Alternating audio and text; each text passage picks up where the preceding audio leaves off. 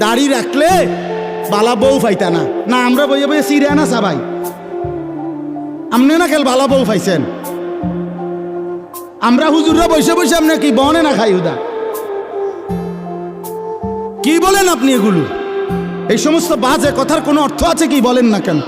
শয়তানের ধোঁকা ছাড়া আর কিচ্ছু না, নফসের ধোঁকা ছাড়া আর কিচ্ছু না। কেন ছেড়ে দিবেন আল্লাহর নবীর সুন্নত?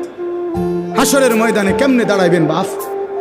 নবীজি সাল্লাল্লাহু আলাইহি সাল্লাম জিজ্ঞেস করবে, উম্মত 23টা বছরে আমি তোর কাছে ইসলাম বুঝাবার জন্য পিঠটা ঝাঁঝরা করে ফেলেছি তায়েফের পাথরের আঘাতে। আমি পেটে 2টা পাথর বাঁধছি ক্ষুধার কষ্টে। আমি দান দান শহীদ করেছি উহুদের ময়দানে। আমার এত কষ্ট, এত রক্ত, আমার এত চোখের পানি, আমার দিবারাত্রির এত কান্না, বিনিময়ে তুমি এটা কি নিয়ে আসলে? তখন কি বলবেন? কি বলবেন বাবা?